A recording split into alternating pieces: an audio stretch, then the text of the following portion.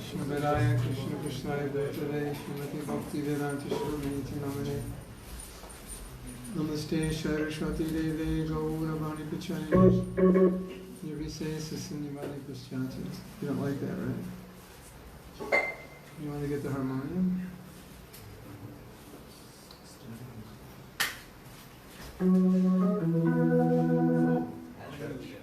Church.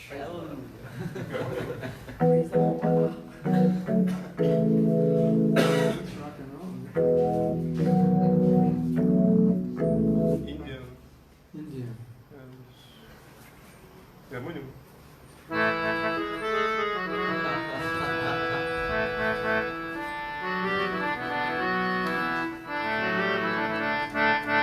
It's got reverb on it. There's harmonium 2. Do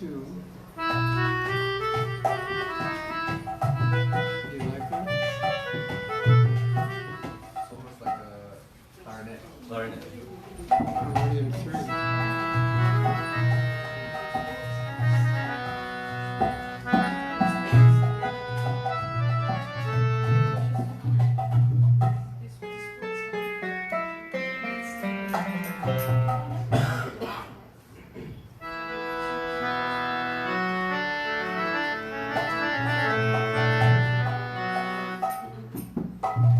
Sri Krishna Chaitanya Prabhu Nityananda Shri Advaita Gadadhara Shivasari Gaura Bhakta.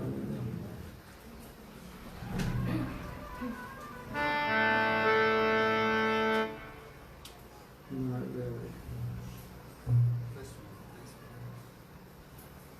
It's not a sample. It's a synthesized harmonium. It's not a sample. I don't think it's a sample.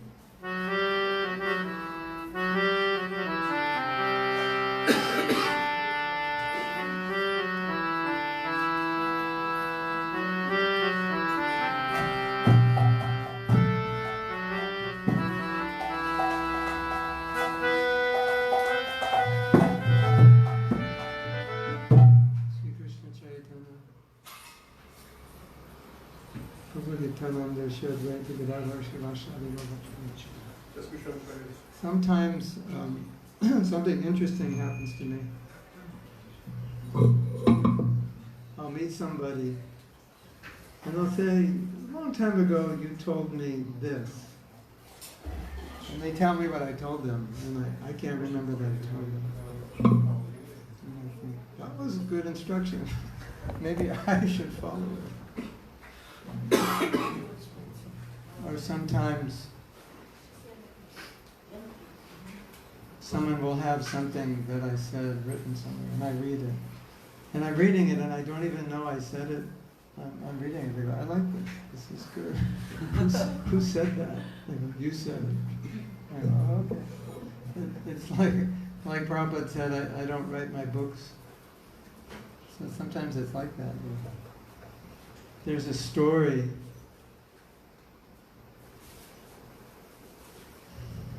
Lord Chaitanya had spoken the Atmarama verse. And then later on he was asked again, could you explain the Atmarama verse again? He said, I can't remember what I said. And then he went on to explain it, but he explained it again in many ways, but not one. He never copied the explanation from the first time. And he said that sometimes when you're speaking and somebody wants to hear something, their desire draws it out of the speaker. And so it's not even what the speaker is saying. It's just Krishna knows what that person wants to hear, and then Krishna gives the words to the speaker. And that's why sometimes we say things, you have this experience, that you can't even remember you said it.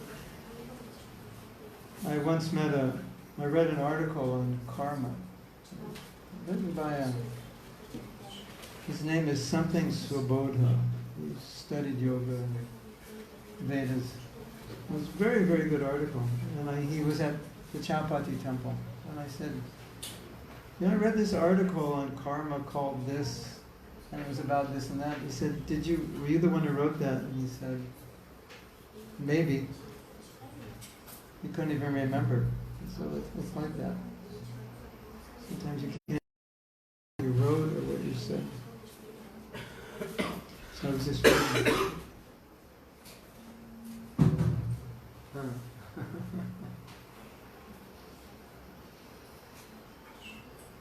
Yes. These are the two things I said yesterday that on my initiation day were told to me. The first thing was told by the temple president before initiation, right? Maybe 10 minutes before initiation. He called us into his room and said, don't try to make spiritual advancement, just try to please Srila Prabhupada. And then when Prabhupada gave me my name, he said, Mahatma is one who's always glorifying the Lord.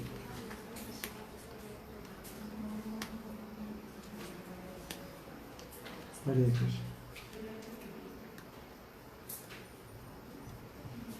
So I graduated from baby, I love you, to no, baby, don't leave me, or baby, why did you leave me? When are you coming back? To Hare Krishna, Hare Krishna. Hare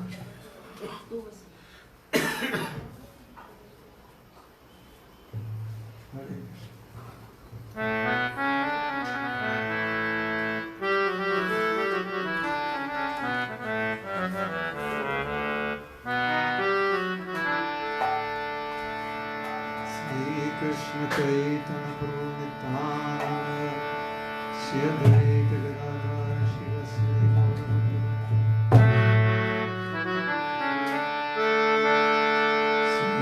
Krishna Chaitanya Prabhu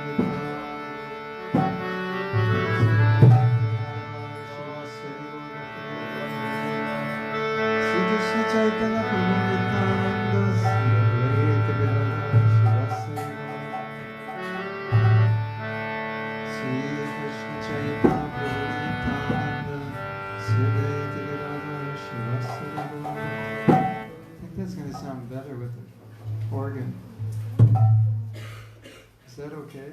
Or is that too much mine? Depends on the organ, right? Depends on what song it reminds you of. Right?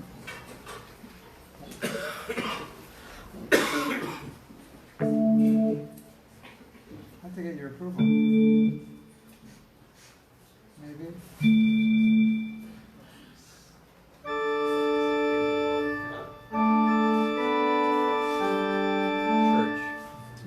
Churchy. Pipe organ. Chapel organ. Theater.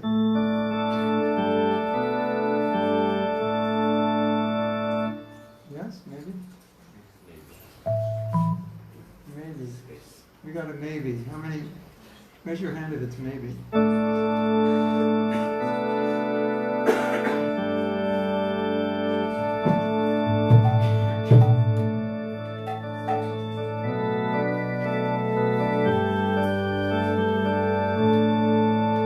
Need a bass player.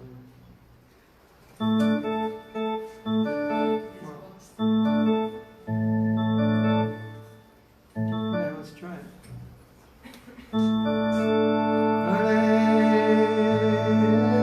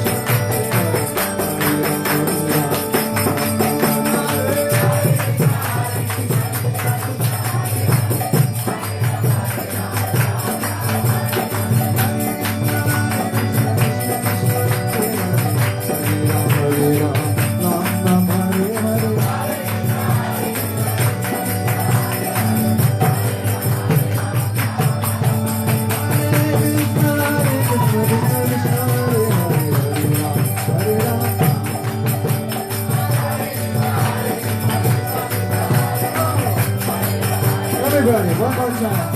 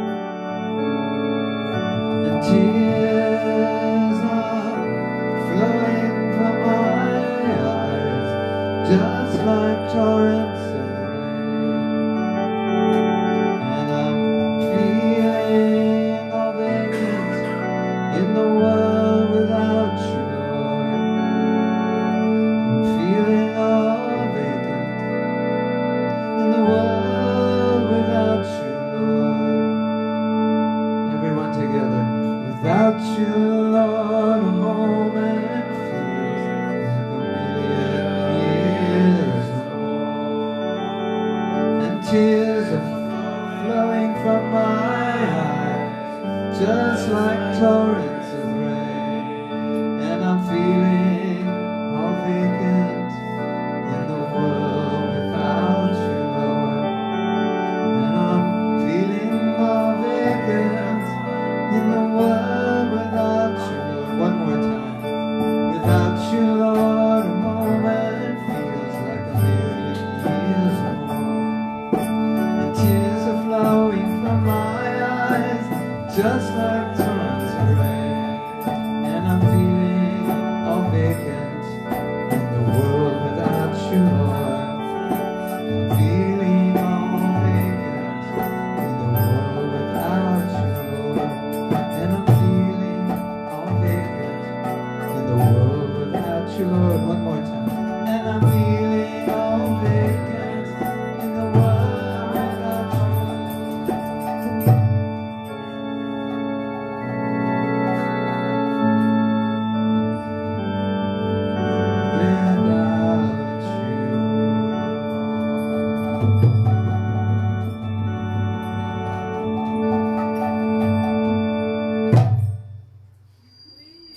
Prabhupada ki jai.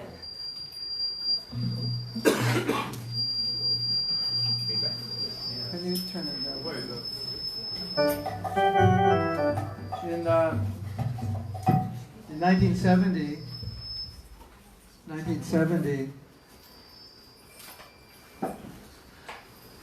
we bought a church in Los Angeles, and the church had an organ.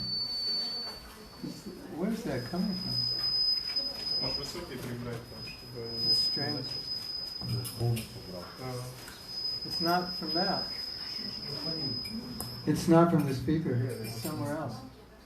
Oh, it is. What is it? So, in the Los Angeles temple, there was a pipe organ. And Prabhupada would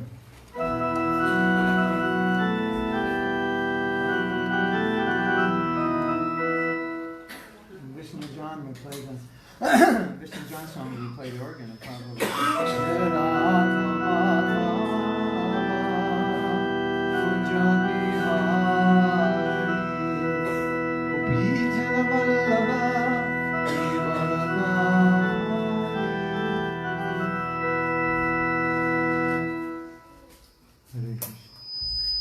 What is that? It's not that. Look, I turned the mic off. Still going here. No, can't go with the mic off. What is it? Headphones are feeding back? Yeah. Wait, why don't we turn it off and see? In the back is an off switch. In the middle of the back.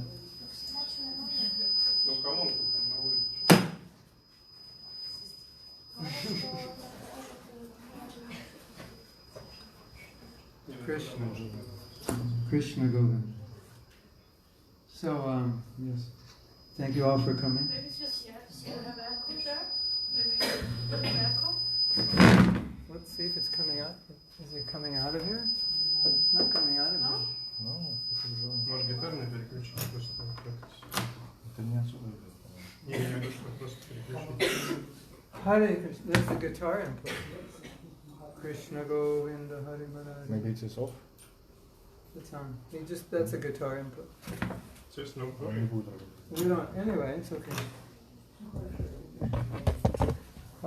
We'll go back. Well, we'll just stay. We don't want to lose you. Okay. So,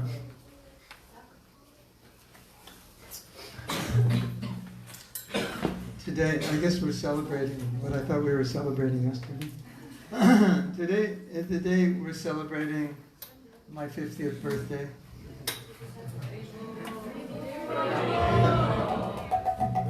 It only happens once, so we might as well take advantage. And what better place than in Mayapur, right after Gaur Purnima. So, I was very fortunate the Hare Krishna movement came to America when I was 15. And when I was 15, I became interested in philosophy. And used to speculate a lot on philosophy. And we started to become introduced to, at that time, Maharishi Mahesh Yogi came to America, so we started learning about meditation. And the Beatles were singing, George Harrison was singing, what was that song? We were talking about all the people who gain the world and lose their soul. Are you one of them? You know that song?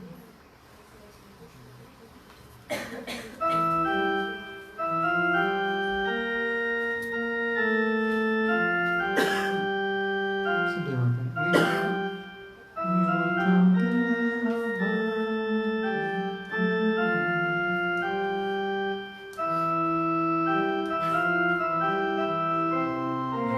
about something like that. You know that song? We were talking. You don't. You're all so unfortunate. You're so young. About the people who gain the world and lose their soul. Are you one of them? He was playing the sitar. Ravi Shankar was playing the sitar, doing a rag. So we were exposed to all of that growing up. And in our generation, we were exposed to a lot of psychedelic drugs, which we can't really recommend anybody to take, but they did help us. And I had a very interesting experience because many devotees said it's because of the drugs they became devotees. They started understanding they weren't the body, or they're things beyond 3 dimensions. It's interesting. And so I was talking with one of my godbrothers, and he said, yeah, it's like you're drowning in the water, and you grab onto something like a log, and it takes you to the shore. So the log did help you, but when you get to the shore, you don't take it with you. So he said the drugs help us, but when we came to Krishna, then we don't need them anymore. So we can't recommend anybody to take drugs, but I have a funny story. Maybe Brihat will find this story funny. So, this will relate to the initiation. I'm just going around in circles. In 1981, I went to South Africa, to Johannesburg. And at that time, South Africa was one of the wealthiest countries in the world. And they had a very strict no-drug law. And if you were found with any kind of drug, just marijuana or anything, you'd be put in jail for who knows how long. So there couldn't really be a hippie movement in South Africa because all the hippies would be arrested. And our generation of hippies was very open because they were taking all these drugs, which is like mind altering. Anyway. So I went to Johannesburg, and nobody's mind was altered. And it was very hard to make devotees. Because they never went through what we went through. And what we went through really opened people. There's a whole generation of people interested in mystical things because of all their drug experience. So one day I was thinking, I don't know how we're going to make devotees here unless we put LSD in the water supply. Of course I wasn't serious. But I began contemplating, would that be okay? Because it had such a good effect on people. Becoming devotees. And here they weren't becoming devotees because it was illegal. They never had that experience. So,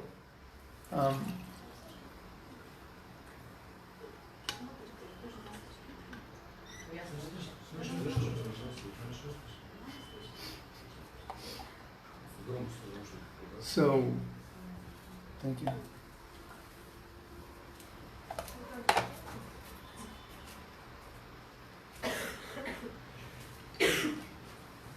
Anyone who grew up in America, in my generation, knows very well that Prabhupada If he came 1 year earlier, it wouldn't have happened. If he came 5 years later, it would have been starting to be too late. He couldn't come at a better time. Have you heard of Haight-Ashbury? How many of you heard of Haight-Ashbury? Only have a few fortunate people here. Haight-Ashbury, there's 2 streets in San Francisco. This is where all the hippies gathered. You heard of Golden Gate Park? We had about the Ultra Hippie Hill. I went there in 1965. I was only 15. And hippies were gathering there. It was like the Mecca for hippies. Prabhupada went there in 1967 in the height, and he went in 1965, as you know, to New York, in the height of the hippie movement.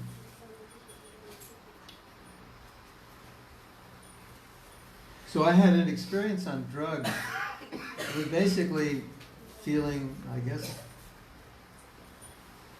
ecstasy. I mean, as close as you could get on drugs. I was feeling really happy. And I thought, can you make room for? Came all the way from Poland. Hare Krishna. So, and then I was thinking, you don't need drugs. You could do this without drugs. And I thought, I have to find out how to do this. So I was looking. But the beautiful thing, when I grew up, there was a play called Hare. How many of you heard of this play called Hare? It was a very, very popular play in America. It must have been 1967 or something. It came out. And then they made a movie. And in the play, they chanted, Hare Krishna, Hare Krishna, Krishna Krishna, Hare Hare, Hare Rama, Hare Rama, Rama Rama, Hare Hare. And the next line of the song was, marijuana, seriously, marijuana. Did you know that? Marijuana, yeah, that was it. Anyway. Hare Krishna. But the beautiful thing was that song was on the radio. So my friends and I would hear it and we'd make fun. Hare Krishna, Hare Krishna. And then we go to Hollywood, and what do you think we'd see in Hollywood? Hare Krishna, Hare Krishna. And then we go to San Francisco on spring break. We'd go to Haight-Ashbury. What do you think we'd see? Hare Krishna. And then I went to school in Berkeley. What do you think I saw? Hare Krishna. So basically, I say from 1967, I think the devotees must have come to California in 1967. So from the point that they came to California, I was surrounded by Hare Krishna, Hare Krishna. So I was very fortunate. And then one day in Los Angeles, where I grew up, there's a street called Sunset Boulevard. It's in Hollywood, a very popular street. Not so as popular now, but then, Sunset Boulevard, all these nightclubs where all the big bands you ever heard of, that's where they first played, Sunset Boulevard. We'd play there in the nightclubs.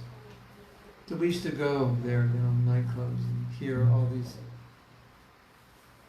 bands just starting to become famous. And then, Hare Krishna, I think they're the devotees. And one devotee came up to me. He gave me a mantra card. And he was so sincere. I never met anybody so sincere. And to this day, I remember the devotee, I remember the conversation, I remember everything. And I was with a friend. He was like, let's go. And I said, no. I want to stay here. He wanted to leave. I said, look at that. It's amazing. And this devotee came up to me. And I never met anybody like with that genuineness. Like, this is really important, this is really beneficial, this is really special. It was just emanating from him. And he made such an impression on me that I never forgot him. And I know who it is. He's no longer alive, and I know who he is. And it was just like, I don't know. You ever met somebody that you could never forget? That ever happened? You meet somebody once and it's like, this person is so different. Just like that. So there's this devotee, I couldn't forget him. And then all of a sudden, I was taking vacation in San Francisco, and there's this guy with a bald head and a long ponytail. Which was really weird, because everyone in those days had long hair, and nobody shaved up. Like now people shave up. Nobody shaved up. So I'd start seeing, who are these people? And then I started to understand. So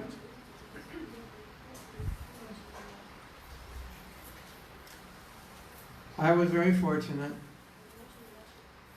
because the devotees moved to Los Angeles. They tried to start a temple, and after a few days they got kicked out onto the street. They had no place to go because it was an office. They were disturbing the other people in the office. And they were cooking. Then the chants, the spices were going through the ducts, the heater ducts, and the people in the other offices were choking. In those days we used a lot of chili. And we would burn it and we put it in the dollar. You do that in your temple? Everybody would cough. So they were all coughing in the other offices. They got kicked out. They just got put out on the street, and they were looking, and they found a church that they could rent. You know where that church was located? 6 blocks from my house. So that was when I was in high school. I was 17. And then sometimes I'd see devotees like walking in my neighborhood. Hare Krishna, Hare Krishna.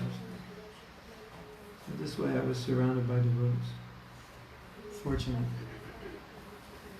So then I had this experience. I'd gone to school in Berkeley, which was about 400 miles north of Los Angeles, just near San Francisco. And then I had that experience where I was feeling very high on this drug, and I was thinking, no, we can do it naturally. And I had so many questions.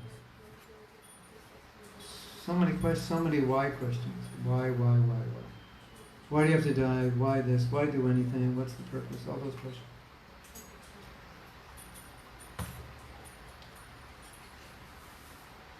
And in Berkeley, the devotees were there. Sometimes I'd see them on the street, Hare Krishna, Hare Krishna. Very attractive. Anyway,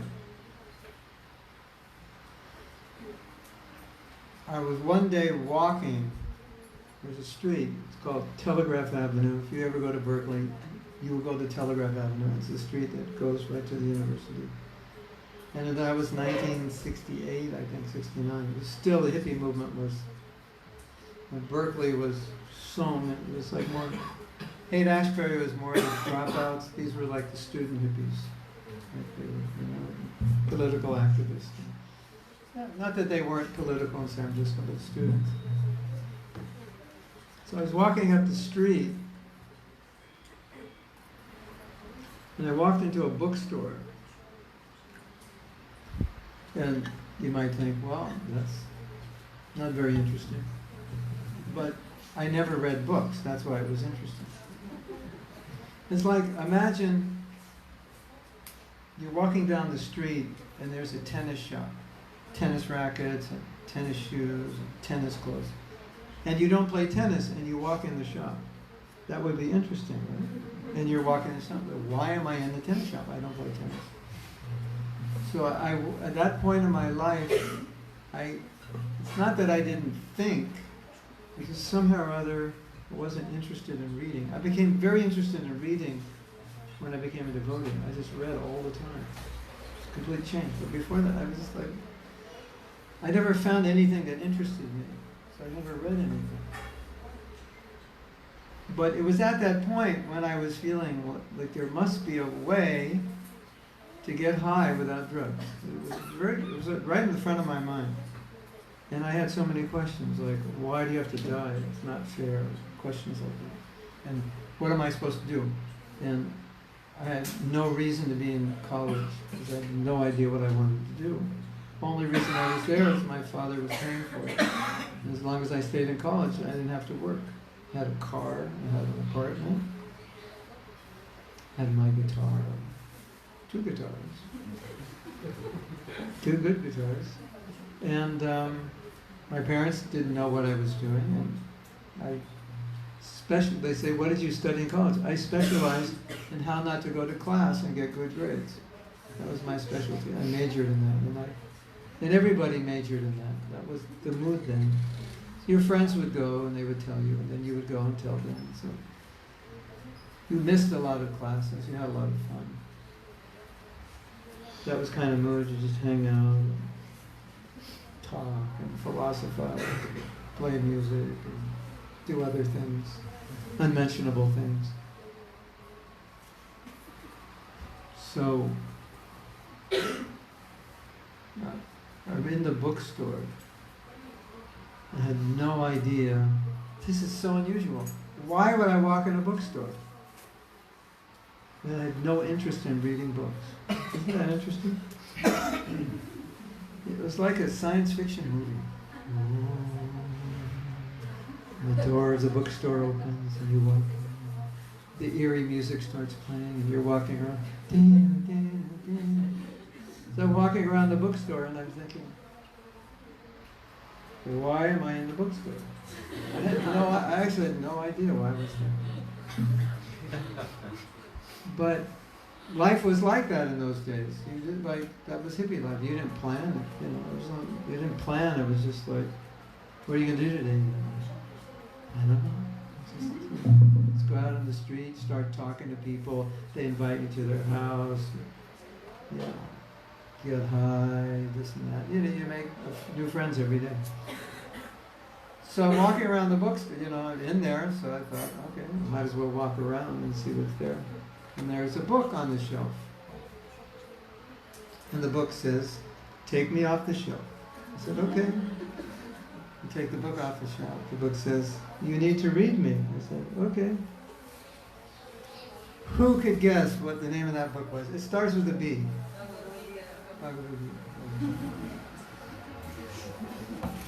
So I'm looking at this book and I'm thinking, this book is cool. I have no idea what this book is. But it's got to be, with a name like that, it's got to be from India. And in those days, everything Indian was cool. There were in America at that time, there were probably 500 Indians. You never saw an Indian. You saw a few on campus. Rarely you see them. But for the hippies, India was the source of meditation, the yogis, and these babas, the dreadlocks, and smoking ganja. That's what the hippies were doing. So India was interesting. So I'm looking at this book, and Paramatma says in a very, very loud voice, I say the book. The book spoke to me. But my editor said, books don't speak, you can't say that. So we had to change it. I wrote this, in my latest book I wrote this. I forget how we said it. I said, maybe the voice within said, I said the book. Same person. The book said, you have to read this book. And it wasn't Prabhupada's Gita. And fortunately, I didn't have any money.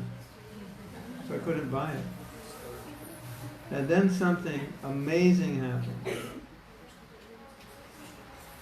This was just before, as I remember, this was just before the semester was starting. So in those days, it's much different. The way you register for class is you'd walk around the campus, and whatever class you wanted to take, you would go to that room and register and hope you were early enough, because the class only had room for so many people. So you decide what class you want and get to school at 8 o'clock.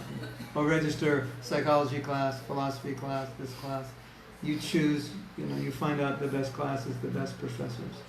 Then you walk there and you sign up and you say, oh no, it's full. So I'm walking around campus, and there's a devotee. I really didn't understand the movement. There's a devotee, shaved head, dhoti, kurta, tilak, kanti mala. Or as you would say, dhoti kurta, tilak, dhoti, kurta. Yeah. And he's got a little table, like a card table, and there's a sign on the table that says, Bhagavad Gita, 4 units. That meant it was a university class, because you get, I don't know if in your country, but every class has a unit.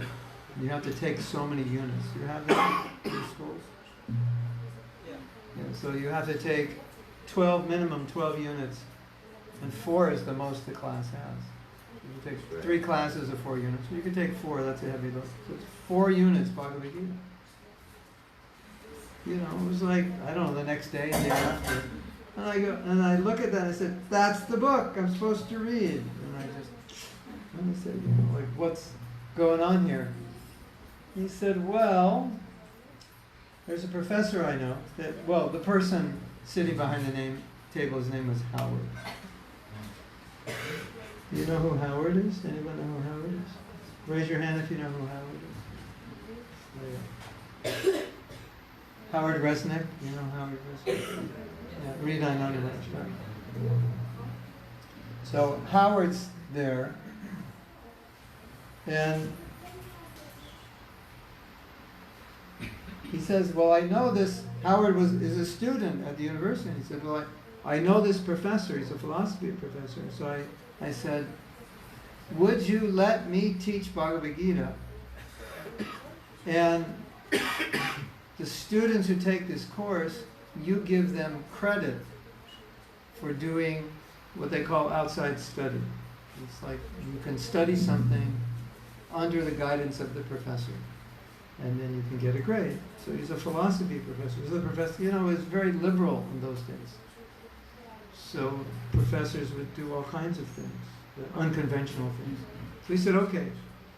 So now, Hridaya Maharaj and Hansaduda could teach Bhagavad Gita like you would just go to a temple, right? It was just a regular Bhagavad Gita.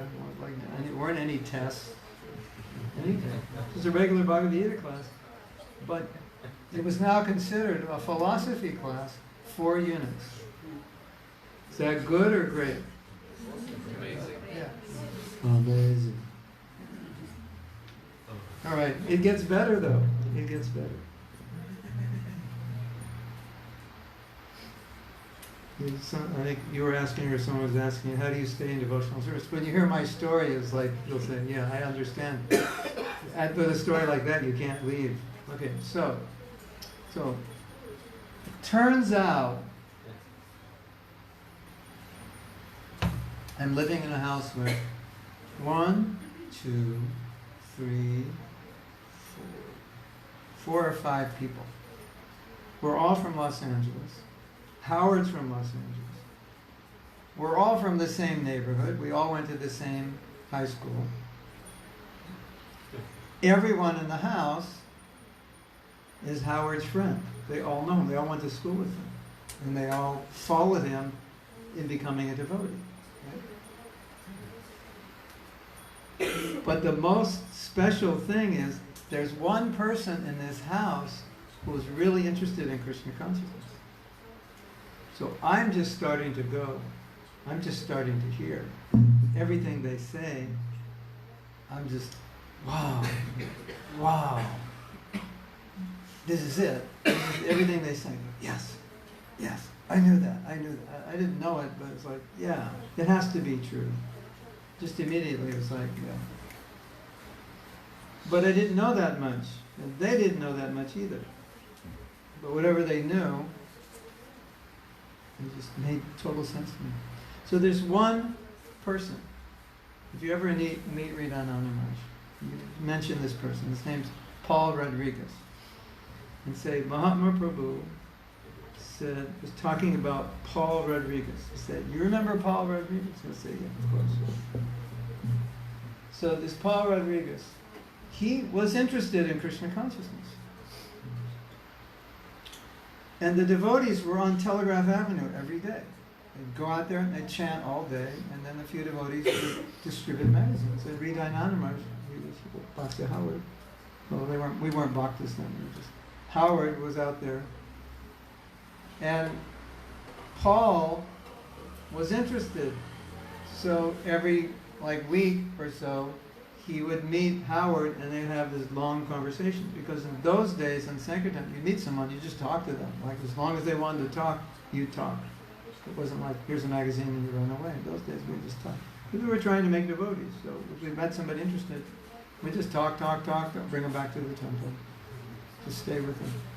So he would talk, he'd have a lot of questions, he was very interested.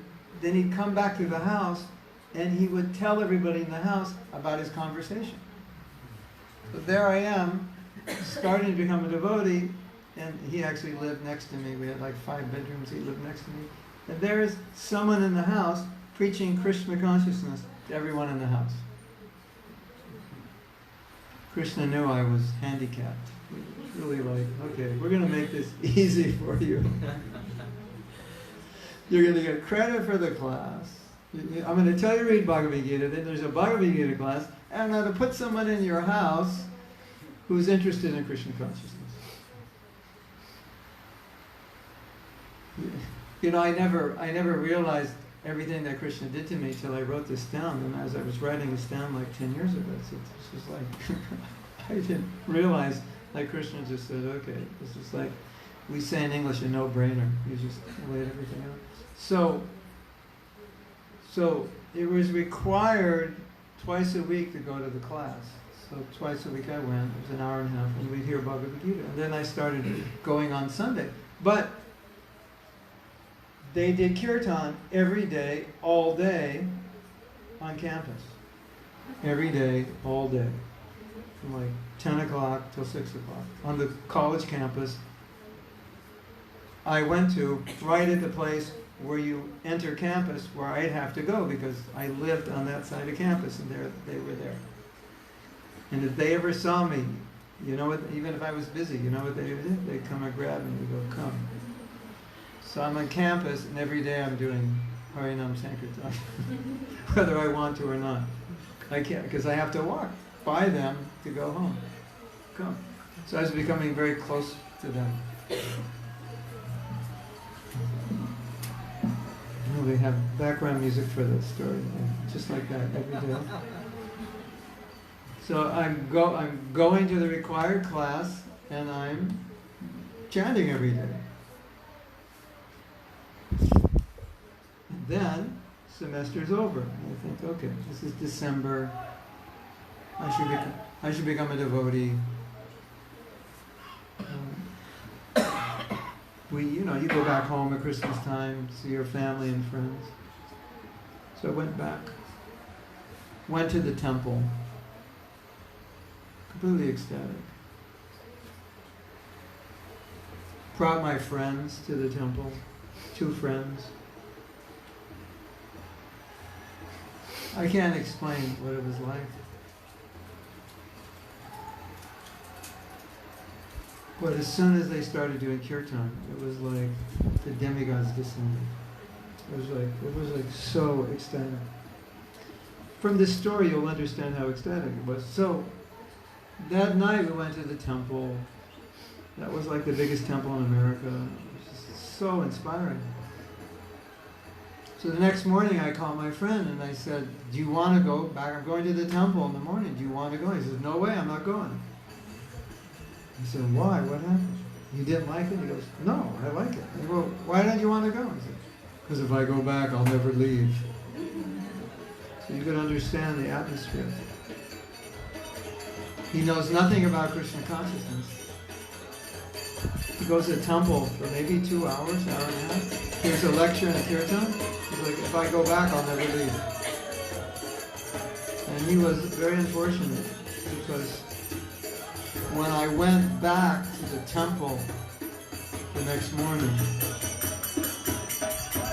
you know what they said? They said, Prabhupada is arriving. We're going to the airport. You want to go?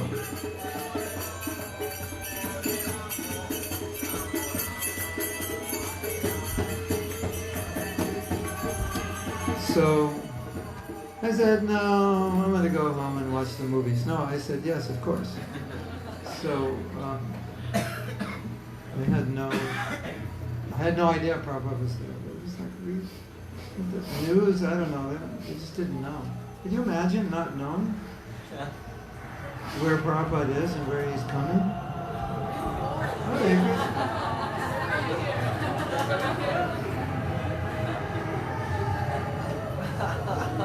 This was like the first, second time you mentioned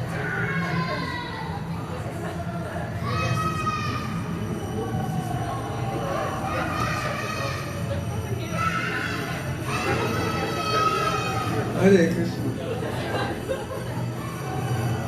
They're coming up the stairs.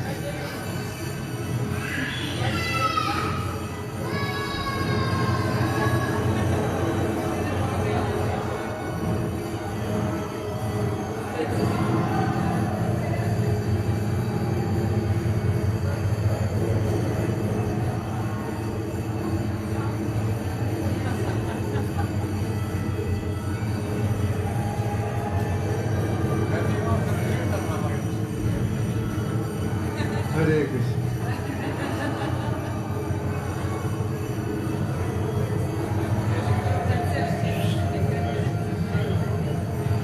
So, okay, what happened here?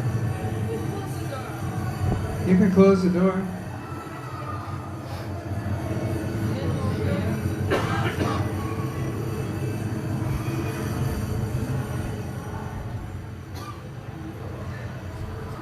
So,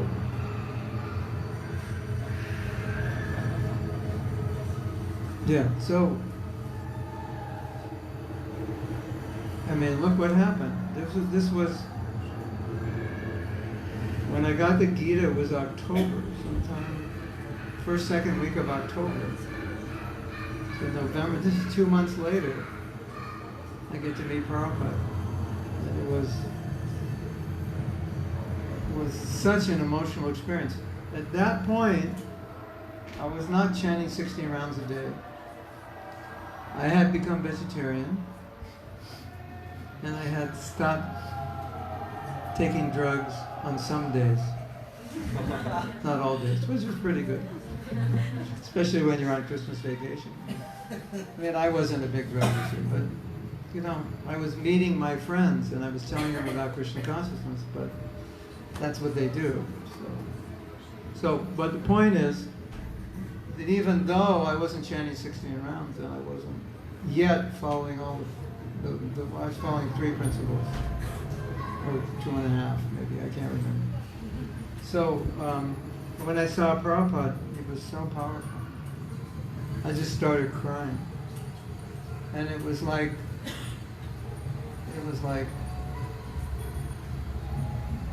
I don't want to say it was like it's like I met him before and I'm meeting him again. I mean, I can't say that. But it was like, here is the person that's going to take me back to Godhead. You know, it's like that was on the subconscious level. Here's the person that's come to take me and introduce me to Krishna. And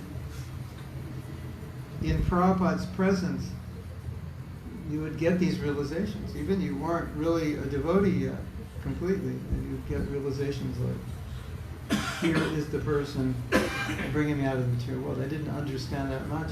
It was only a few months, but I guess I understood that much. So then I decided, after Christmas, I told my parents I was going to become a devotee. And as you can imagine, they were very happy. I was dropping out of college and shaving my head and putting on bed sheets. So probably the happiest day of their life when I told them that. And my father said, well, I don't mind, you can do whatever you want, just stay in university. And at that point I thought, if I stay in university, I'll never be a devotee. I have to do this. And my mother was devastated. And when I told them, I was thinking, I distinctly remember, this is another high emotional scene. I can remember the picture. I know exactly, if you took me to the house, I could walk you right into the room and say, this is where I was standing, this is where my father was, this is where my mother was. Exactly remember, because it was so intense. They were completely devastated. They were like, just kind of begging me, don't do this. And I distinctly remember thinking that this was, you might say this is fanatical. It is fanatical. But I think it's that Krishna just gave me this to detach. And I was thinking, well, here I am, my parents are devastated, they're telling me not to do this. But if I don't do this, then I'll come back again and I'll have another set of parents and I'll have to tell them the same thing. And they'll also be devastated. So why wait for another life? That's how I was thinking. And I was just like completely detached. And they were like completely just destroyed, depressed, devastated. And I was like, no, this is what I'm doing. This is my life and I'm doing it. I could have done it better, but I was only 19. And, maybe I couldn't have done it. I mean, there's a better way to do it. I could advise you a better way to do it. But at that point, I don't know if I could have done a better way. Because Krishna was just telling me, no, you have to detach. So I told him that, and I went back to the temple. And there were two ladies that were also coming to the temple at the same time I was coming. So we were all coming, we knew one another. They were living in Berkeley.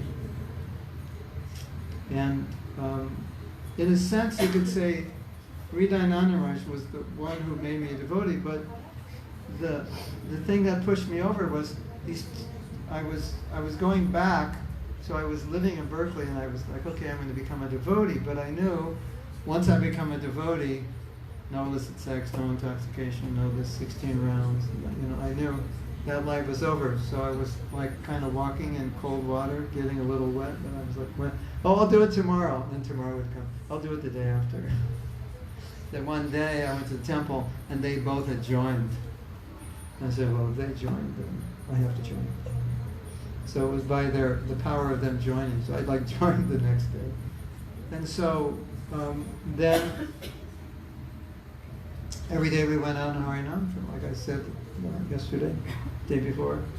We went from 10 o'clock till 1, took lunch, went back out after lunch till 6. 3 nights a week we went again out from like 7 to 9. Saturday the whole day, from like 10 to 9. And then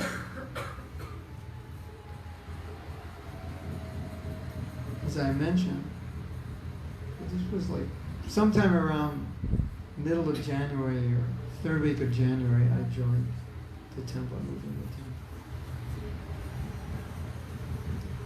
And then one day in March, they just told me, you're going to Los Angeles to get initiated. I didn't ask to be initiated. So we didn't ask, in those days, we didn't ask, they asked us. No, they didn't ask us, they told us. That's how it worked. Interesting. It's so interesting, if you think about the history of ISKCON, so many things were wrong. And so many of us are still here. It didn't matter that so many things were wrong, because there was enough bhakti and devotion that made up for it. So they just said, you're going to Los Angeles with a few other devotees to get initiated. You've been here for 2 months, and so that's a long time. Because before that, it was it was sooner, like a week or two. In the early days, it was like a week or two. Like, okay, whatever. So I think we took a bus down. I can't remember. 1, 2, 3, 4 of us. 5 of us getting first initiation. 3 of us getting second. And one devotee got first and second. And you know why? Because this devotee was the head pujari and he wasn't even initiated. He did everything for the deities, and he was uninitiated. And he got first and second. So we went down, and that Saturday, we did Harinam all day. We did Harinam till we came back to the temple, went again back out. And these are all the places I used to go to when I was young. You know, we grew up in Los Angeles. We went back out, and then we chanted till 1 a.m. in Hollywood. We came back, went to bed at 2 a.m., got up at 8 a.m., got ready. Initiation, I think, must have started at 9 o'clock, 8:30, 9 o'clock. So we got up at 8, got ready, 8:30, saw the temple president. No rounds chanted, no Mangalarti, nothing. And then we went in there and got initiated. And as I said, those days Prabhupada performed the fire yajna. He chanted on our beads one by one. Then he gave us a name and he would say something. So, when the disciple is ready, the guru will appear. I didn't know that much about Krishna consciousness, but I knew I wanted to be Krishna conscious. And the other thing is that this is a brand new movement, and there is nobody in the world like Prabhupada, and definitely nobody in America like Prabhupada. And so there you are, sitting with this person who is unique, unlike anyone, any teacher, any father, any mother that you know, or father and mother of your friends, or any uncle, or anybody. And you just know that this was it was almost like a dream. This doesn't happen every day. So we would just sit there and watch it all happen with complete faith in Prabhupada. Whatever he said, whatever we're supposed to do, it's just perfect.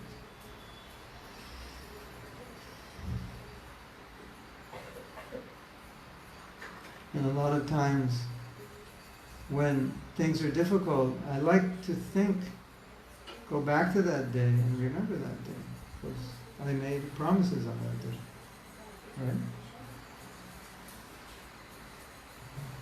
And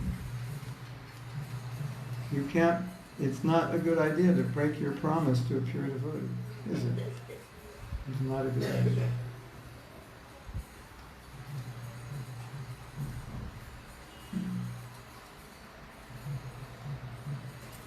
I can say that during the initiation, Prabhupada was always in a very good mood, very light mood. I mean, the initiation is obviously a serious thing. But he generally was in a very light mood. It just felt, it seemed to me, he felt so happy that American boys and girls who knew nothing about Krishna 2 months ago were now being initiated.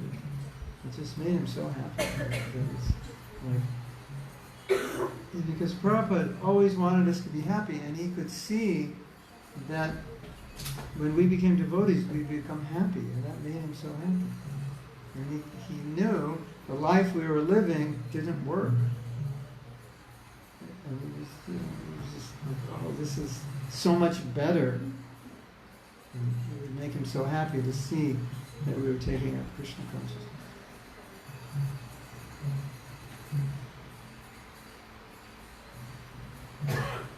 Sometimes people say, do you ever regret having made that choice, having dropped out of university, having made these commitments so young,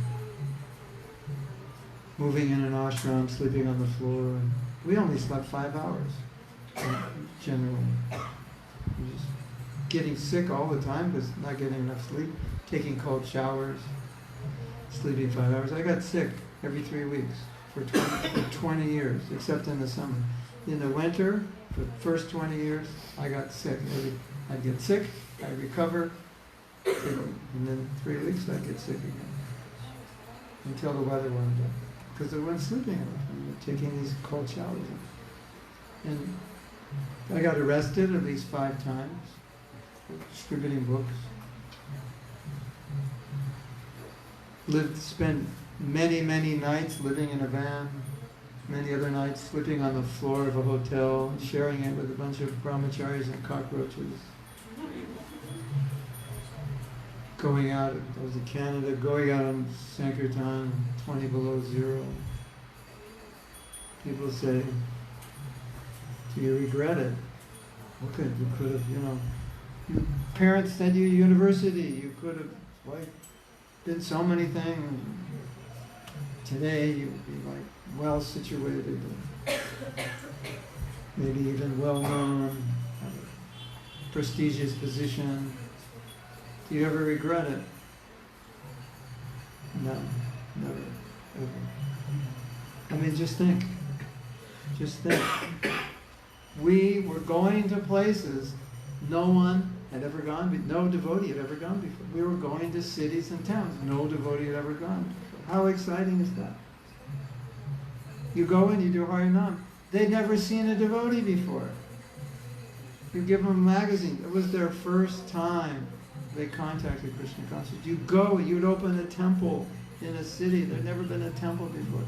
It was so exciting.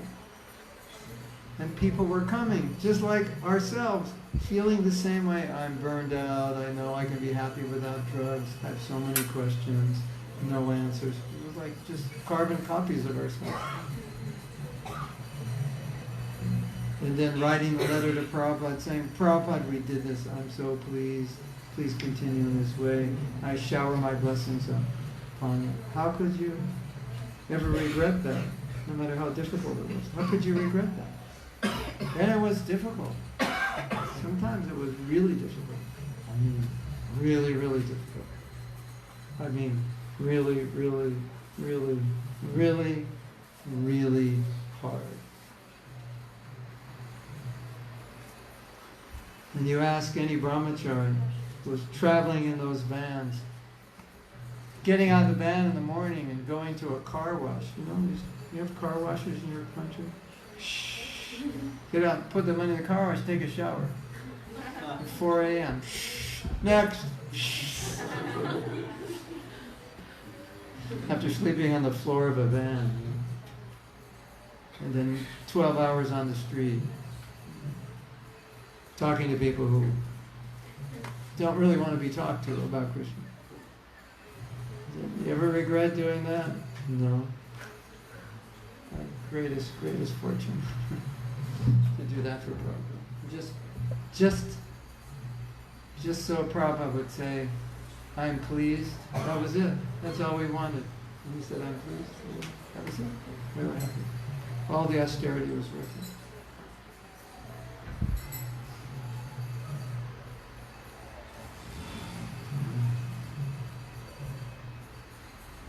So somehow or other, I'm still here. As I said the other night, if I wasn't a devotee, I don't know what I would do. I like to think like that. I think we should all think like that. Well, and then I think, well, if I wasn't a devotee, what would I do? Well, I'd probably chant Hare Krishna. Probably read the Bhagavatam. Like, I can't imagine not doing that. I think it's a nice way to think. Srila Prabhupada ki Jai, Brahmanandi, Hari Hari Bol. Do you have any questions?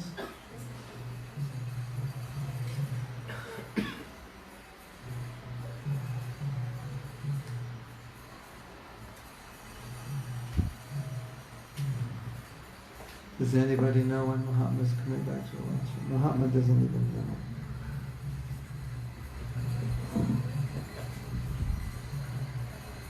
If you ever want to stay in India, I have a secret.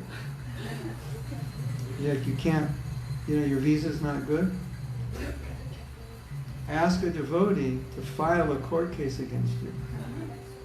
Just make up some story.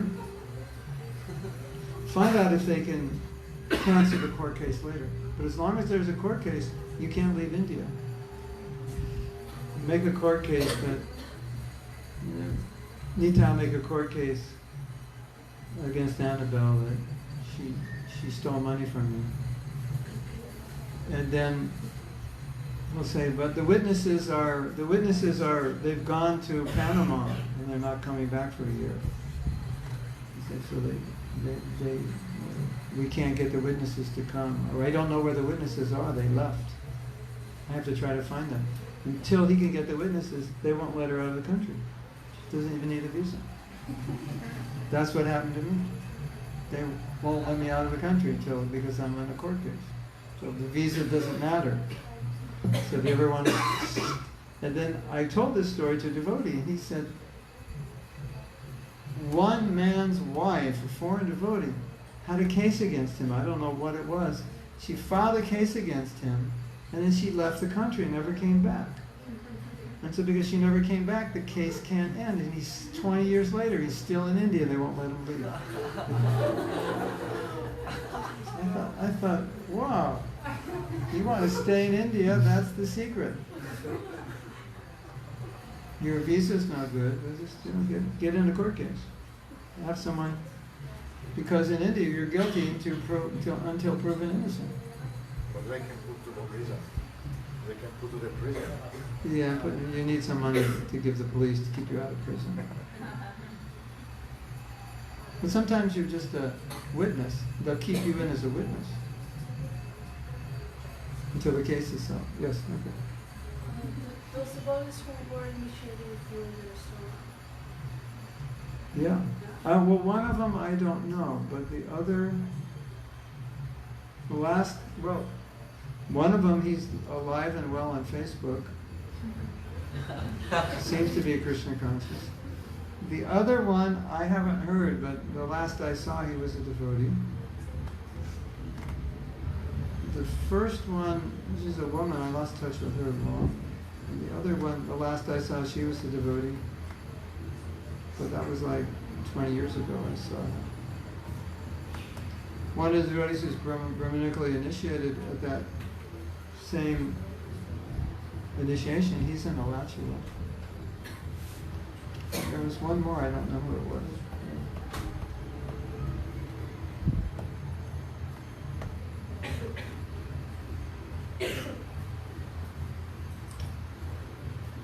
Yes? When are you coming to Russia? When are you coming to Russia? I'm supposed to go there to initiate somebody. But now this coronavirus I don't know if it's safe to travel or not. How is the coronavirus in Russia? Has it got there yet? 20 человек. 20 people got sick. Where? In one place? Or everywhere? Два под Москвой, там что-то 14 в Москве. Mainly in Moscow.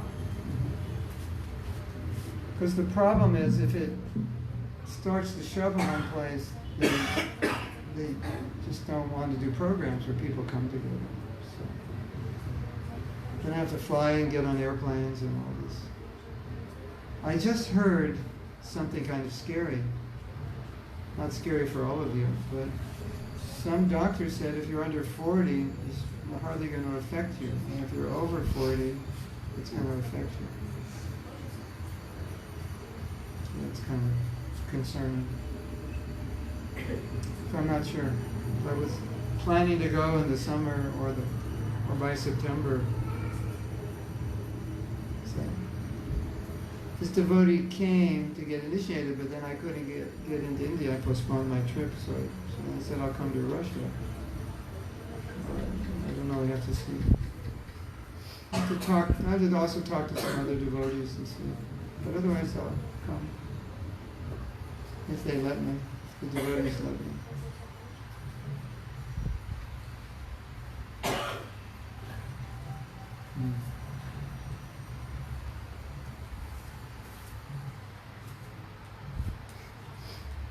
See how easily Prabhupada gave initiation.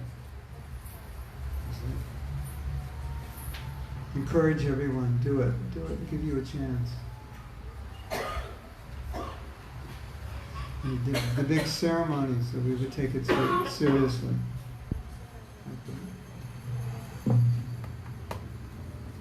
Yes. How many devotees Prabhupada did total? How many what? Devotees he initiated? 4,700. Prabhupada. 4,781 or 2, something like that. So to be initiated by Prabhupada is pretty rare. Out of how many billions of people were on the planet at that time? Maybe 6 billion. Less than 5,000 got initiated. Maybe another 5,000 saw him. My sister saw him, paid obeisances. Wow. Did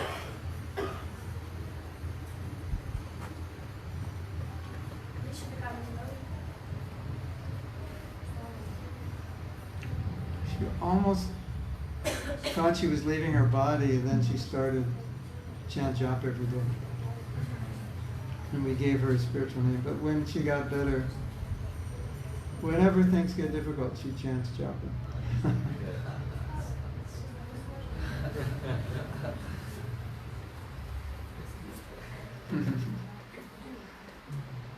Also, we do the same thing, right?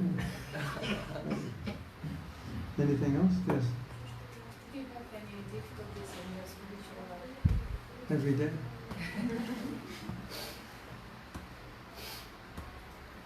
I was just listening to a lecture by a devotee, and he gives talks on controlling the mind. So one devotee said, "Do you have difficulty controlling your mind?" And the devotee who asked the question was thinking, well, he gives talks on controlling the mind, he will. And the devotee said, yeah, all the time. Every day, every moment. I have difficulty. So my realization is, it's not so much about the difficulty, it's about how you deal with the difficulty. Because of course, we all have egos, and we all want things, and we all want to control, and we're all envious and jealous and lusty. It's all how you deal with it. Whether or not you let that affect you, sidetrack you.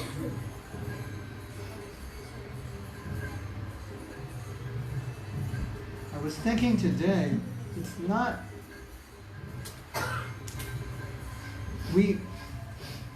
while we're advancing in Krishna consciousness, we're still attracted to Maya.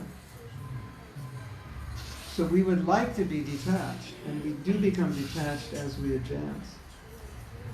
But even when you become detached, there's new attractions, more subtle, maybe not the gross attractions. I don't care about money or so much about gross sex or this. Then it's like subtle. I want power. I'm envious of people who are better than me. Things like that you have to deal with. Like look at Indra. Brahma became proud, Indra became proud. So I was thinking today that we shouldn't so much lament or regret that we're not pure. Because really the focus should be on how we deal with the problem, how well we can handle it. Because it's going to be there. And I think that's the real key. In the long run, there will be attraction.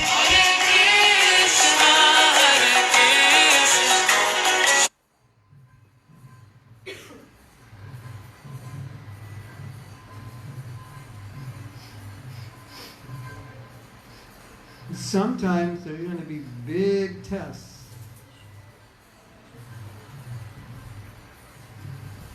I can't tell you, I don't know. I could tell you some stories, but it needs parental guidance. Rated PG-13 of things that happened to me in my life over the years. Like situations you couldn't imagine how difficult they were to deal with. But we have to learn how to deal with them. We have to. That's the trick. Because when you're becoming Krishna conscious, you'll overcome so many things, but there's still other things to overcome. And new things come up.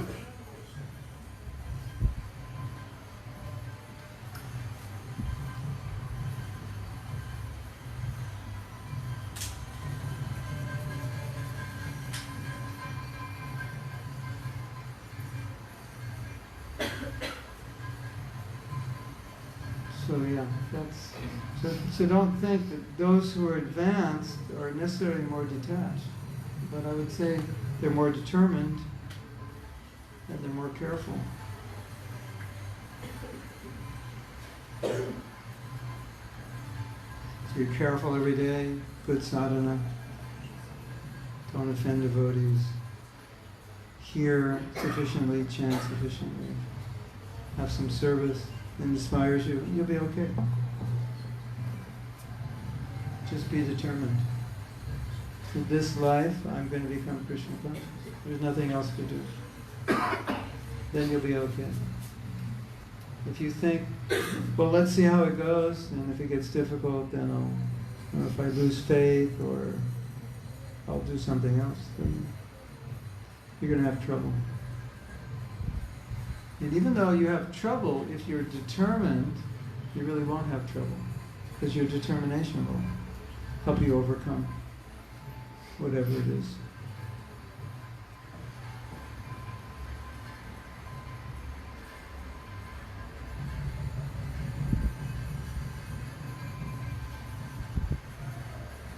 What happened to your friend, was it Paul? The one studying? Oh, Paul.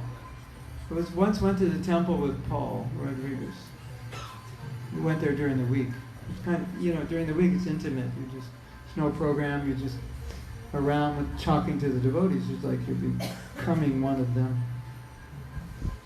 We left the temple, and he told me, he said, if I would come to the temple every day for 5 days, I'd become a devotee. And he made sure he didn't come to the temple every day for 5 days because he was afraid to become a devotee, but he would have. What happened to him? Sridhananda Maharaj might know. But sometimes when I meet him, we talk about all the people in the house. What happened to so-and-so? What happened to so-and-so?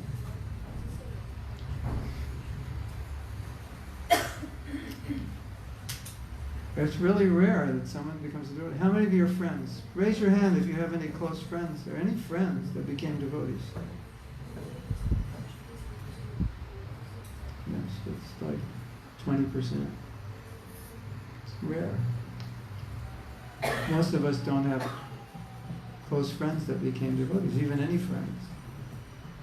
I later found out 5 devotees were in this university at the same time I was there. But I didn't know that. Yodabar went to school there. Krishna Kshetra went to school there. And other few people. But I wasn't friends with them. Anything else? Last question. Были у вас какие-то откровения, Прабхупада, может быть, во сне, когда вы как он проявлялся, после своего ухода, какие-то откровения в жизни были? Do you have any revelations with Prabhupada, for example? Any what? Revelation? Revelations of Prabhupada related to Prabhupada when after he left the planet that maybe would appear to you in a dream or something like that? The revelation is like Prabhupada said, that you see him in service. And in the Bhagavatam, Prabhupada said that after the spiritual master leaves, he'll guide you from within. He'll speak to you. So you'll get inspiration what to do. So that guidance will come in the form of inspiration. Come in the form of intelligence.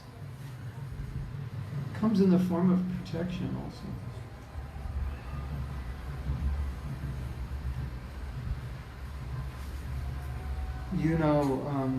Many times I could see Prabhupada protecting me, like something was going to happen and it didn't happen.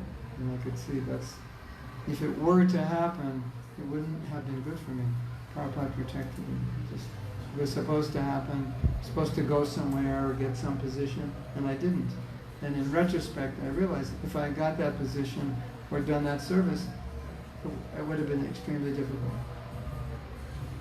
And Prabhupada protected me. So you could see that also, right? Arranging things. You want to hear a funny story? It's an interesting story.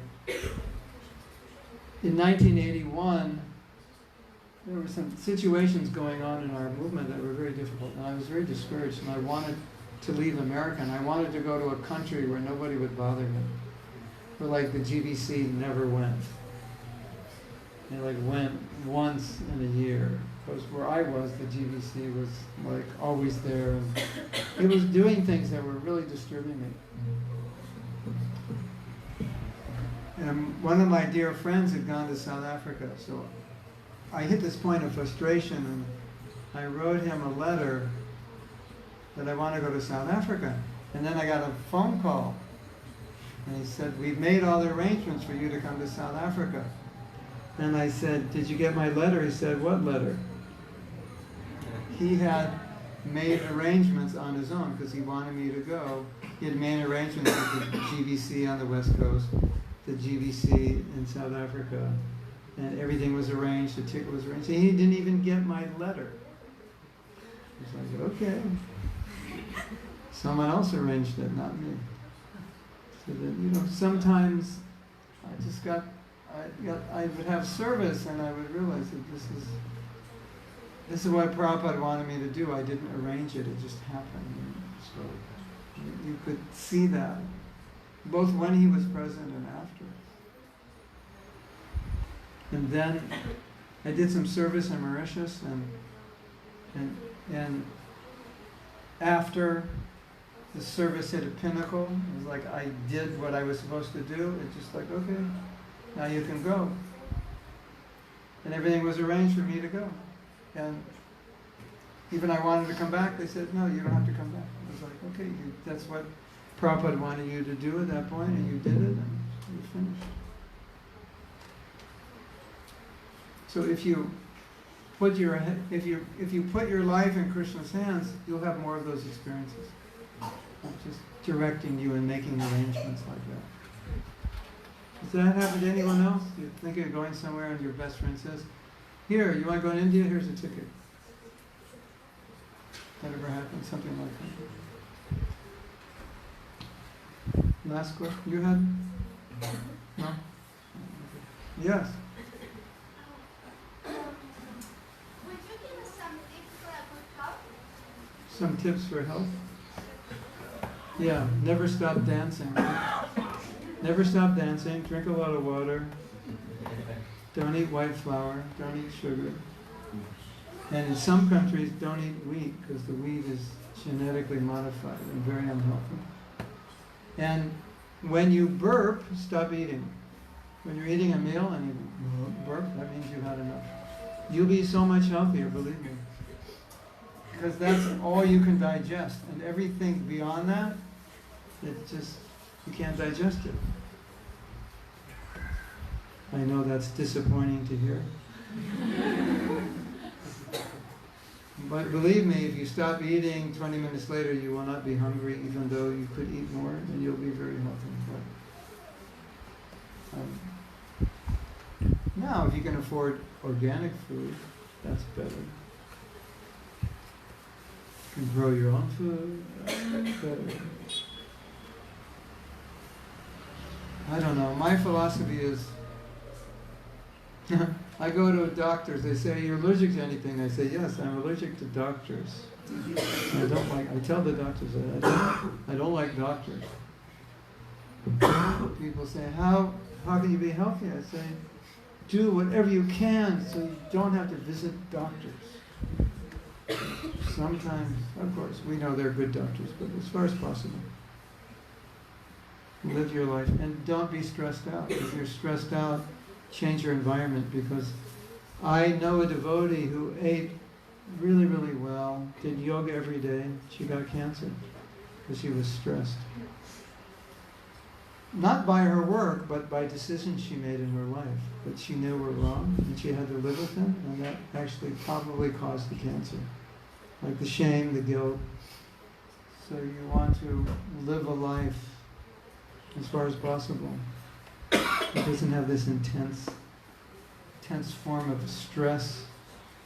Transcendental stress is okay, it's blissful. Taking on anxiety to serve Krishna, but sometimes it's destructive, so you have to be careful if we can't handle it. And so today we're going to have a feast full of sugar, white flour, pesticide vegetables. So, Hare Krishna. Thank you very much, Srila Prabhupada ki jai. So, I have some... I was packing today, and everywhere I travel, people give me things that I don't need. And I just keep, I start with a suitcase of 17 kgs, and I travel. And pretty soon it's like 25. And then another, I left probably another, my suitcase started at 17, 5 months ago. And it got up to 25, and then I left probably another 20 in China. So I have a lot of things. You have those bags? You brought the bags with you? Behind you. I put them there. 2 bags. There are 2 bags here. Who knows what happened to them? Anybody see the 2 bags? 2 bags, anyone see? Vaishnav Seva?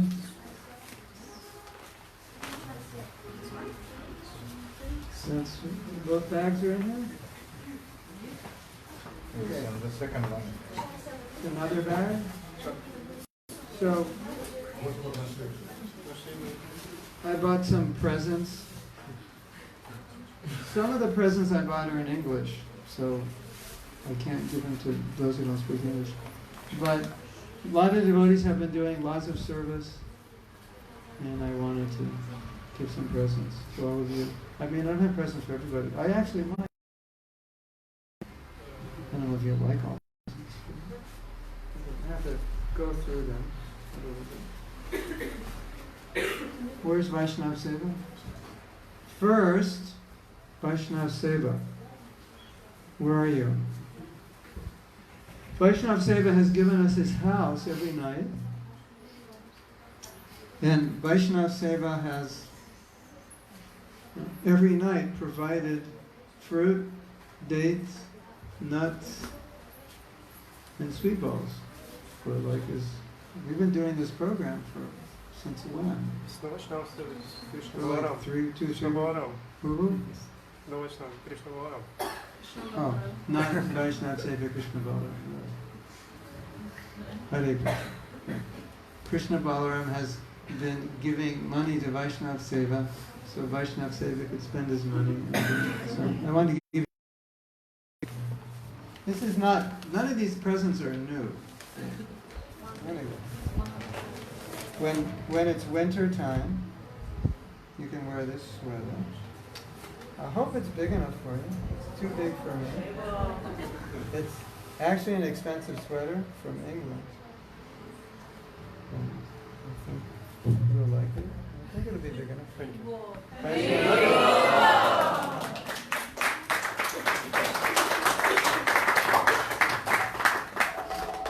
Now, hold on. Moment, please.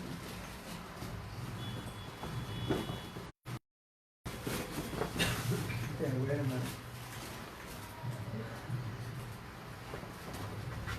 Well, I'm wondering what it is and who's going to get what.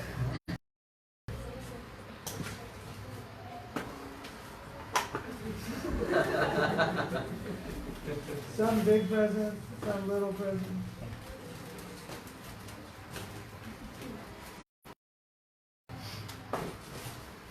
And Nitai scored because he was at my house. I got a lot of stuff. Okay. I have a present for someone who's been doing a service that I think is very difficult. I don't think she thinks it's difficult, but I think it's difficult. And that every night Yana has come and translated. And my experience with translators is after about a half hour, their minds go dead. Is she doing a good job translating? Because sometimes when people translate, devotees come up and say, what you're saying. And no one has said that about her translation. And she's come every night, I think, except that she only missed one night in 3 weeks. So I want to give you a scarf. And I think you like this color. Is that true?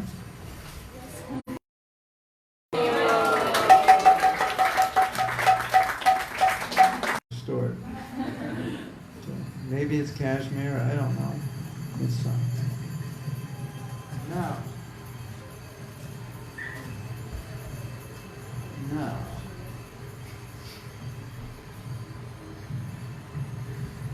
I have another scarf.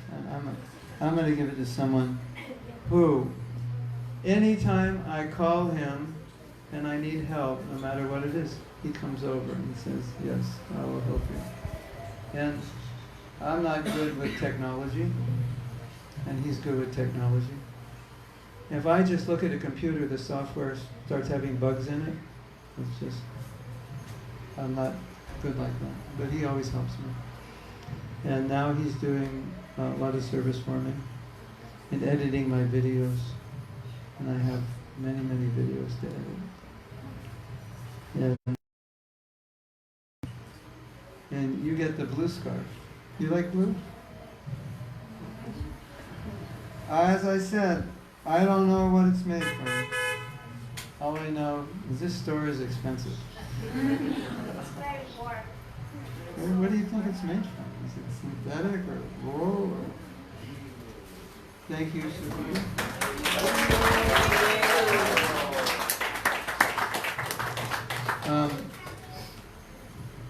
Every night, Krishna Kanta, Kopalini, she makes something for me.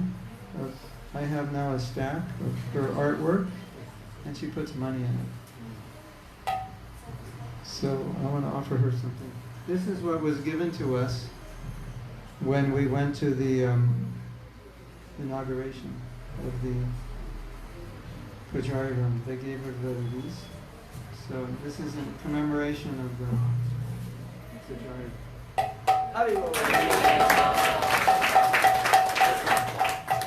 Now,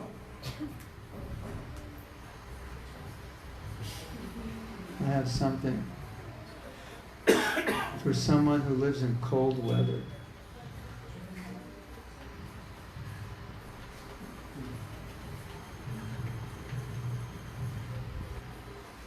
Wait a minute. Who lives in cold weather? Everybody. Okay, who worked at the book table? Raise your hand if you worked at the book table. You worked. You don't live in cold weather anymore. Who else works? Annabelle works. Who? Satyarupa doesn't live in cold weather. Right. Sukada worked there? Okay. This is, I think, meant for a Russian. I think maybe only a Russian would use a bead bag like this. This is cold weather japa. I think Sukada should get it.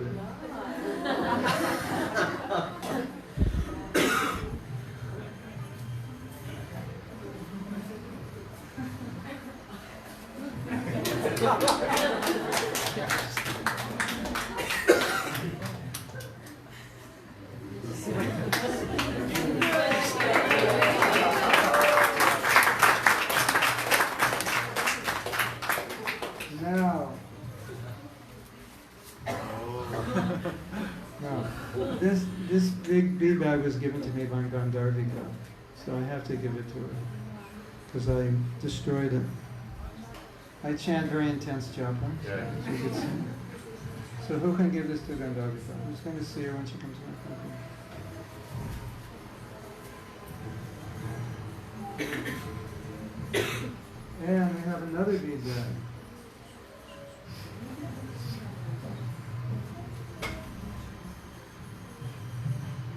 Kind of a strange bead bag. Anybody like this? Small? No, it's okay. Well, we'll see. For kids. All right, for kids.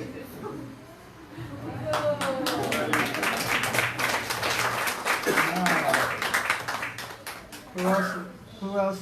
We need a man who lives in a cold climate. You live in a cold climate, right? Here.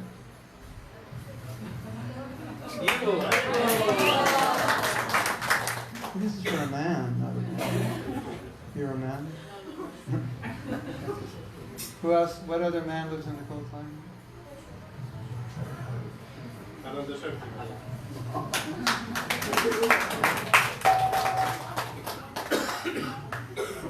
And this is actually a woman's.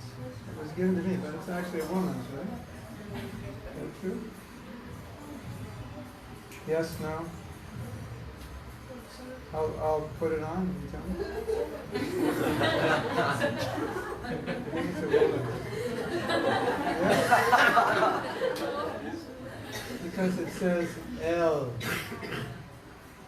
L. So we should give this to Annabelle because it's French.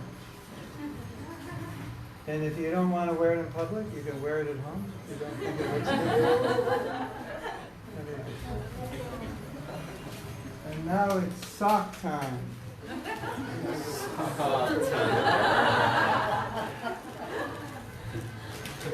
All I can say, on your guru's birthday, don't give him socks. Oh, no. Gloves. Who needs gloves? You already got a person.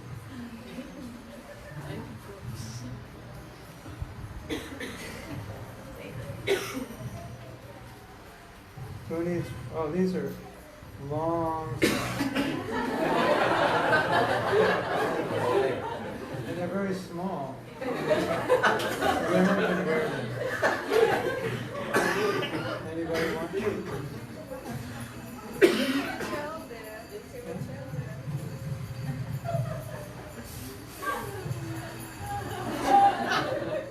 These are for small girls. Okay.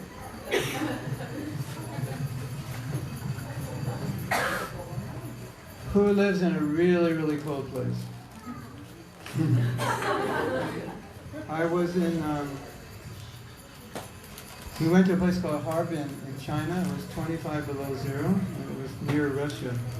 And these you put over your face. You have these in Russia? You put over your face? You don't have?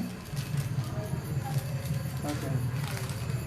These are for all the Russians. Russians going back to Russia. Raise your hand. You wear these like this, so you don't have to breathe in the cold. You can pass them out to the other Russians.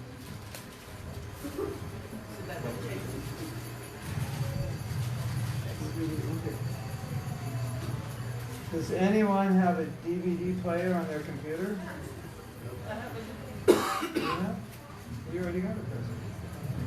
We have another one for you. Okay. These are videos of Prabhupada. This is all of Prabhupada's lectures and music. I see these.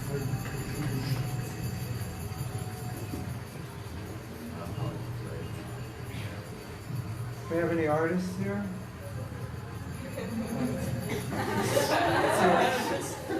Okay. This is a book of beautiful paintings of drawings of Prabhupada. And then and each drawing has a quality. It's incredible. Do we have any scientists here interested in the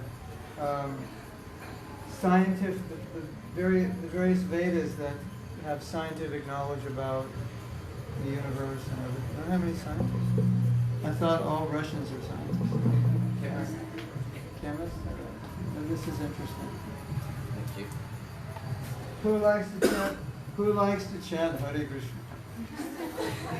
So this is everything, almost all these amazing things Prabhupada said about chanting Hare Krishna, and it even has my own comments in there. Ooh. We're gonna have to charge you for this one. Okay. Maybe you just have to run and come and grab it. No, we'll give it to her. She comes every morning. Because she comes every morning. She helps me.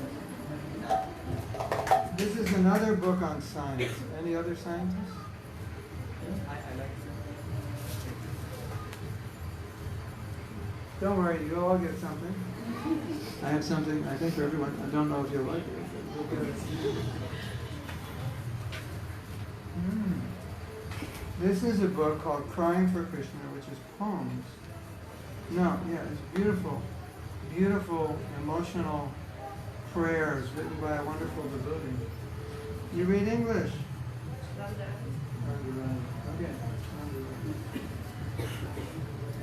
Okay. Book distributors. Do you have any book distributors? Yes? This is a book written by a devotee about all his experiences in book distribution and all the people he gave books to and what happened. Can you give it to her? This is, what is this? It's that pink, it's a purple flower. Lavender. Who likes lavender?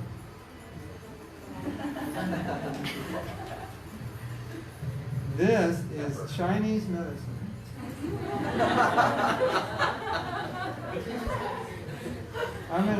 Who likes to sing?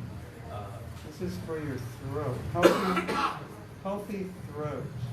Krishna likes to sing. Who likes to sing? Krishna? We don't sing. Who else likes to sing?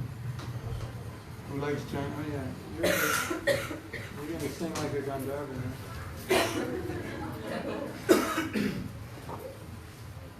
This is an old wallet. It's empty. Who needs a wallet? Okay. This is Bangala Bandi, but it's missing one. But it's good to wear at night. You need night clothes. Anybody want it? No, I think. Okay. Or if you get someone to put a new cord. This is Maha Flowers. Why don't we give this to Sat She does so much service. The only problem is this sat around for a while, so the bag was a little moldy. You might have to put it in Maybe you the have to bag. cut the cake also. What? You have to cut the cake also. Oh yeah, cut the cake. All right, we're almost finished. So this.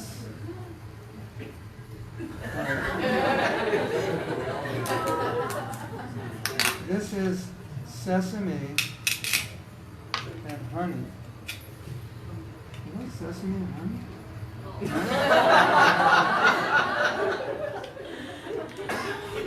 What I have left, I don't think you're going to like. Can you open that up? I think. Why don't you try it, see if you like it. It's very healthy. It's for eating. Maybe like it's very sattvic.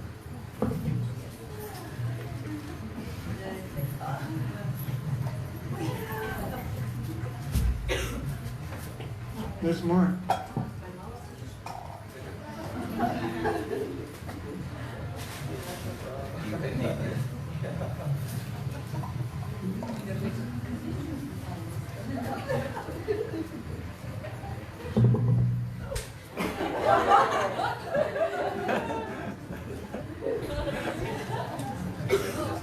Love throwing prasadam.